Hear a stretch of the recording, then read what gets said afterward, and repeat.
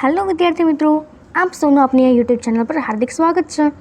આજના આપણા વિડીયોમાં આપણે ધોરણ 6 વિષય ગણિત પાઠ 5 પાયાના આકારોની સમજૂતીના સ્વાધ્યાય 5.6ના તમામ પ્રશ્નોના ઉત્તરોની સમજૂતી મેળવીશું, તે પણ નવી બુક પ્રમાણે।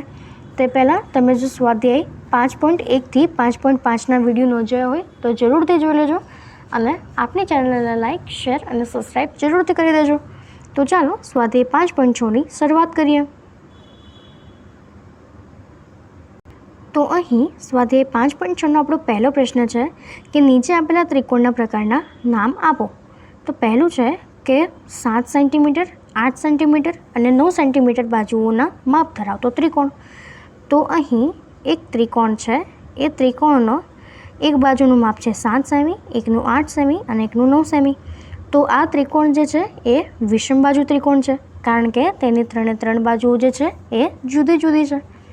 એના પછી બીજું છે કે ત્રિકોણ ABC કે જેમાં AB બરાબર 8.7 સેન્ટીમીટર, AC બરાબર 7 સેન્ટીમીટર અને BC બરાબર 6 સેન્ટીમીટર। તો અહીં AB, BC અને ACની ત્રણની જે લંબાઈ છે તે જુદી જુદી છે, માટે તે પણ વિષમ બાજુ ત્રિકોણ થશે। ત્રીજું છે કે ત્રિકોણ PQR કે જેમાં PQ બરાબર QR બરાબર PR છે, જે 5 સેન્ટીમીટર છે। તો આપણે કહી શકીએ કે તે સમબાજુ ત્રિકોણ છે કે જેના ત્રણે બાજુઓ જે છે એ સમાન થાય। એના પછી ચોથું છે કે ત્રિકોણ DEF કે જેમાં ખૂણો D બરાબર 90 થાય।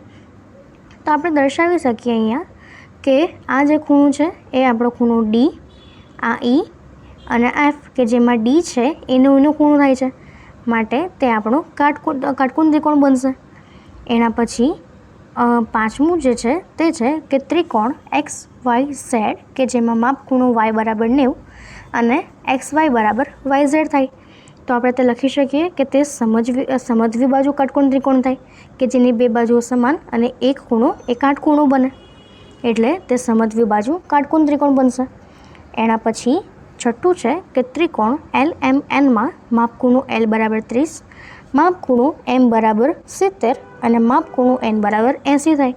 તો આપણે જોઈ શકીએ છીએ કે જે ત્રણ ખૂણા છે એ ત્રણ ખૂણા લઘુકોણ છે, માટે આપણે લખી શકીએ કે તે લઘુકોણ ત્રિકોણ હોય। હવે એના પછીનો આપણી પાસે બીજો પ્રશ્ન છે કે નીચેના જોડકા જોડો। તો એનો પહેલો પ્રશ્ન છે કે 3 બાજુઓના માપ સરખા હોય। તો આપણને ખબર છે કે 3 બાજુઓના માપ સરખા હોય એવો ત્રિકોણ આપણી પાસે છે સમબાજુ ત્રિકોણ। બીજું છે કે જેની બે બાજુના માપ સરખા હોય, તો આપણે કહી શકીએ કે તે સમદ્વિ બાજુ ત્રિકોણ હોઈ શકે। પછી જેના બધી જ બાજુઓના માપ ભિન્ન હોય તો તે આપણો વિષમ બાજુ ત્રિકોણ હોય।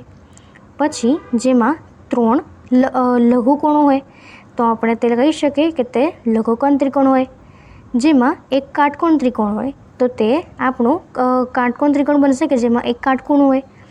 પછી એક ગુરુકોણ હોય તો એક ગુરુકોણ હોય એટલે તે આપણો ગુરુકોણ ત્રિકોણ બને, અને બે બાજુઓ સરખી હોય અને એક કાટખૂણો હોય તો એવું આપણી પાસે ત્રિકોણ છે કે કાટખૂણો ધરાવતો સમદ્વિ બાજુ ત્રિકોણ। તો હવે આપણે એના પછીના પ્રશ્નની ચર્ચા કરીએ। તો તે છે કે નીચે આપેલા ત્રિકોણોના નામ બે જુદી જુદી રીતે દર્શાવો। તો આપણે સૌથી પહેલાં લખી શકીએ કે લઘુકોણ ત્રિકોણ અને સમદ્વિ બાજુ ત્રિકોણ। જે પહેલું જે છે તેમાં આપણે લખી શકીએ કે જેમાં બે બાજુઓ સરખી છે એટલે તે આપણું સમદ્વિ બાજુ ત્રિકોણ થશે, અને તેના જે માપ છે એ 90 કરતાં ઓછા છે, માટે તે લઘુકોણ ત્રિકોણ થશે। બીજું જે છે તો એના માટે આપણે લખી શકીએ કે એ કાટકોણ ત્રિકોણ બનશે અને તેની દરેક બાજુઓ જુદી જુદી છે એટલે તે વિષમ બાજુ ત્રિકોણ પણ થશે।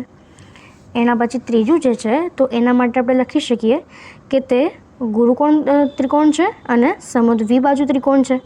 ગુરુકોણ ત્રિકોણ એટલે કે તેનો એક જે ખૂણો છે એ 90 કરતાં મોટો છે એટલે તે ગુરુકોણ ત્રિકોણ બનશે, અને બે બાજુ સરખી છે એટલે તે સમદ્વિ બાજુ ત્રિકોણ બનશે।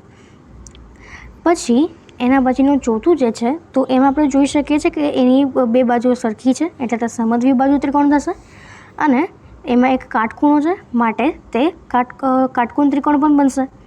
એના પછીનું જે E છે તો Eમાં આપણે જોઈ શકીએ કે તેની ત્રણ બાજુઓ છે એ સરખી છે, માટે આપણી પાસે તે થશે કે તે લઘુકોણ છે કારણ કે તેના જે બધા ખૂણા છે એ 60-60 થશે. સમબાજુ ત્રિકોણના દરેક ખૂણાઓ સમાન અને એની દરેક બાજુઓ સમાન. માટે આપણે લખી શકીએ કે તે લઘુકોણ ત્રિકોણ પણ હશે અને સમબાજુ ત્રિકોણ પણ હશે. અને ત્યારબાદ છેલ્લું છે તો તે આપણો ગુરુકોણ થશે અને વિષમબાજુ ત્રિકોણ થશે, કારણ કે તેનો આ ખૂણો જે છે એ 90 કરતાં વધારે છે અને તેની દરેક બાજુઓ જે છે એ જુદી જુદી છે. તો માટે તે ગુરુકોણ ત્રિકોણ અને વિષમબાજુ ત્રિકોણ થશે. ત્યારબાદ એના પછીનો ચોથો પ્રશ્ન છે કે શું તમે નીચેનાનો ઉપયોગ કરીને ત્રિકોણ બનાવી શકશો? તો સૌપ્રથમ આપણને કીધું છે કે 3 દિવાસળીઓનો ઉપયોગ કરીને ત્રિકોણ બનાવવાનો છે. તો માટે તે શક્ય થશે. માટે આપણે પહેલાંનો જવાબ લખીએ કે હા, આપણે 3 દિવાસળીનો ઉપયોગ કરીને ત્રિકોણ બનાવી શકીએ. ધારો કે આ એક દિવાસળી છે કે જેને આપણે આ રીતે દર્શાવી છે, બીજી દિવાસળી છે તેને આપણે આ રીતે દર્શાવી છે અને ત્રીજી દિવાસળી છે તેને આપણે આ રીતે દર્શાવી છે. માટે 3 દિવાસળીઓથી આપણે ત્રિકોણ બનાવી શકીએ. હવે બીજું છે કે 4 દિવાસળીઓથી. તો ના, આપણે 4 દિવાસળીઓથી તો ફક્ત એક ચોરસ જ બનાવી શકીએ, માટે તેનાથી ત્રિકોણ શક્ય નથી. પછી 5 દિવાસળીઓથી આપણે ત્રિકોણને બનાવી શકીએ છીએ, માટે તે હા થશે. અને છેલ્લું છે કે 6 દિવાસળીની મદદથી આપણે ત્રિકોણ, તો હા, આપણે 6 દિવાસળીની મદદથી પણ ત્રિકોણ બનાવી શકીએ છીએ. તો અહીં આપણા આ પ્રશ્નો પૂરા થાય છે.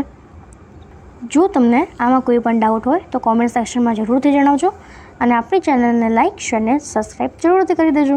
Thank you.